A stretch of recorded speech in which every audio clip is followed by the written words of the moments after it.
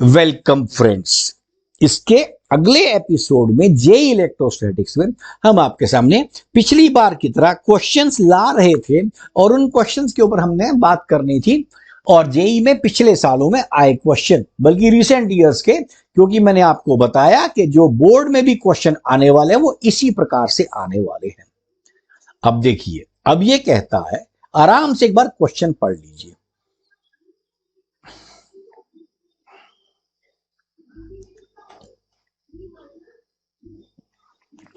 अब इसमें हमारे पास दो सरफेस चार्ज डेंसिटीज हैं, सिग्मा प्लस और सिग्मा माइनस।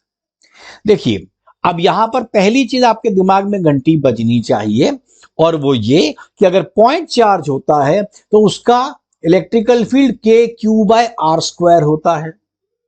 अगर डाइपोल होता है शॉर्ट तो के क्यू बाय आर क्यूब से वो बदलता है। अगर हमारे पास यही चीज लीनियर चार्ज में होती है तो क्यू बाय आर मतलब इनवर्सली प्रोपोर्शनल आर बचता है। लेकिन सरफेस चार्ज डेंसिटी की खास बात यह है कि ये डिस्टेंस पर बिल्कुल भी डिपेंड नहीं करता।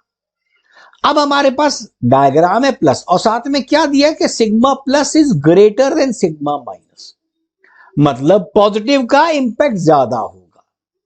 तो पॉजिटिव का इंपैक्ट ज्यादा होगा। आप सबसे पहले देख सकते हैं कि नंबर 2 और 4 तो पॉसिबल ही नहीं है, क्योंकि 2 और 4 के अंदर वो उसकी सिमेट्री विद रेडियस बता रहा है, और रेडियस हमारे पास है ही नहीं, उसको हमने करना ही नहीं 2 और 4 में।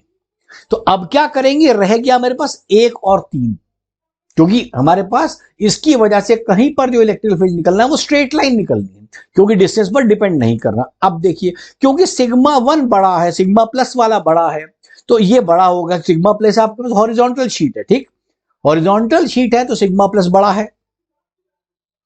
अब सोचिए सिग्मा माइनस क्या होगा, छोटा होगा, सिग्मा माइनस ऐसा होगा। तो रिजल्टेंट कहां आएगा, ये वाला। इस वजह से आप देख सकते हैं हमारा आंसर 1 होगा और 3 नहीं होगा। क्लियर?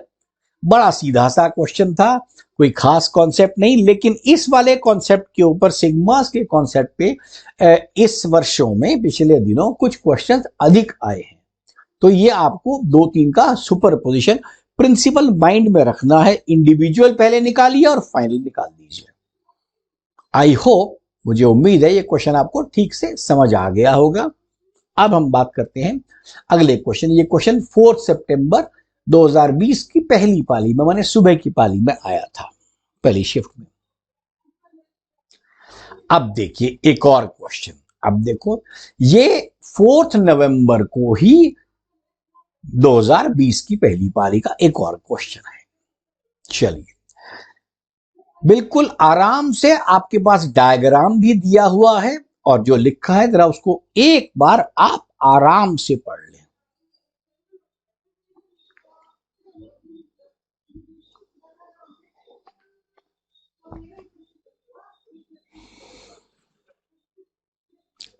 मेरे ख्याल से अब तक आपने क्वेश्चन पढ़ लिया।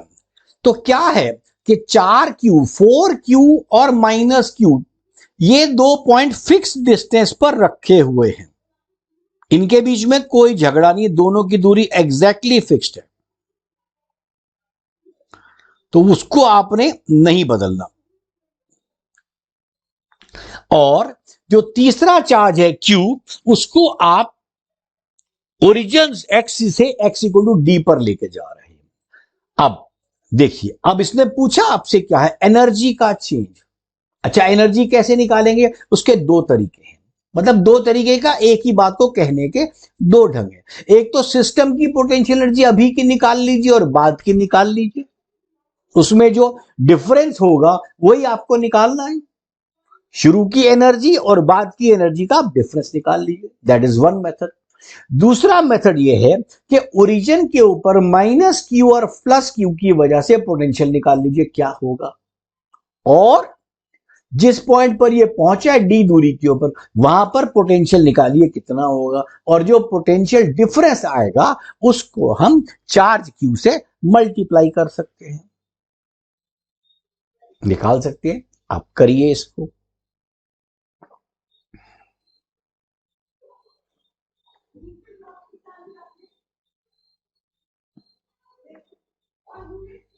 अब जिनको समझ आ गया, जिन्होंने कर लिया ठीक, अब यहां पर मैं आपको बताना चाहता हूं, अब इसको हम शॉर्टकट मेथड में भी सोचें कुछ।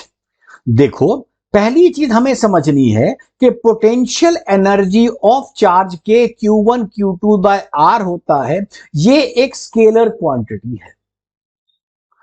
तो ओरिजिन के ऊपर मेरी पोटेंशियल एनर्जी किसकी वजह से है? 4Q की वजह से और -Q की वजह से है। और हमारा formula KQ by R, one आप KQ1 Q2 बाय R है, तो 4Q into Q divide by D/2 है, और उधर से -Q into Q divide by D/2 है।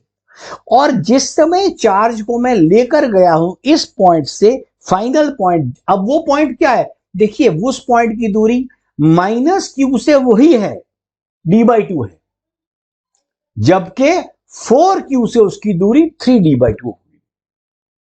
ठीक ना? तो बेसिकली -Q वाला चार्ज जो है वो पोटेंशियल एनर्जी में कंट्रीब्यूट करेगा, लेकिन पोटेंशियल एनर्जी के डिफरेंस में कंट्रीब्यूट नहीं करेगा, क्योंकि वो तो वैसे ही कट जाएगा। आपके पास ओरिजिन का पोटेंशियल क्या आएगा? 4Q² divide by D/2 plus -Q² by D/2, यही आया ना जी शुरुआत वाला। बाद में क्या आएगा? 4Q² अपॉन 3D/2 और -Q² बाई D/2। तो -Q² बाई D/2 तो दोनों में कट रहा है।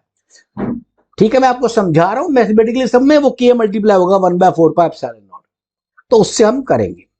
अभी जिनको समझ आ गया वो लोग अब फिर करने की कोशिश करेंगे, नहीं आया उनके लिए मैं आपके सामने फिर लगूंगा।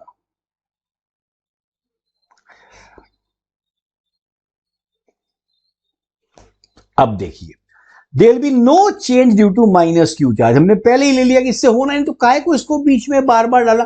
देखिए, यही छोटी छोटी चीजें आपको अपना टाइम बचाने के काम आएंगी। अब हमारे पास UI मैंने ले लिया, UI जो -Q1 है छोड़ दिया, वो आ गया 1/4πε0 Q1 Q2 बाय R। तो मेरा चार्ज 4Q है, दूसरा चार्ज है Q, और डिवाइड बाई D/2 किया। इसकी वैल्यू देखिए कितनी आ गई? 1/4πε0 8Q² बाई D। आइए अब फाइनल में क्या है? देखिए 4Q से दूरी कितनी हो जाएगी? It will be 3D/2, right? 3D/2 ये ले लीजिए, और इसके बाद आपके पास फाइनल ये आ गया। अब हमको देखिए फाइनल और इनिशियल, अब आप दोनों को देख सकते हैं। आप देख सकते हैं फाइनल वाली की वैल्यू क्या है? 1/3। UI क्या है?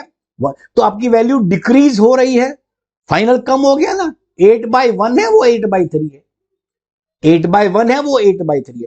दोनों का माइनस कर दिया हमने, इसको माइनस किया, और माइनस साइन हमको बाहर ले लेना चाहिए, क्योंकि UF इज लेस, इसमें एक माइनस साइन लग जाएगा, इसके लिए डिक्रीज हो रहा है। फाइनल आंसर आपके पास ΔU आ गया 3πε0 4Q² बाई D, और ये डिक्रीज हो रहा है। ठीक है, तो इसका आंसर B आ जाएगा। चलिए, उम्मीद है मुझे ये क्वेश्चन भी आपको समझ आ गया होगा। तो चलिए अगली बार इसके अगले वीडियो में हम और क्वेश्चन इलेक्ट्रोस्टैटिक्स से लेकर चलेंगे। देखिए, ऐसे ही क्वेश्चन को आप आराम से समझते चलें।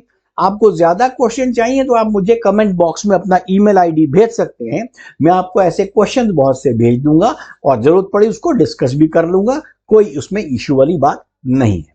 Okay, thank you and all the best. इसको खुद यूज करें, फ्रेंड्स को बताएं।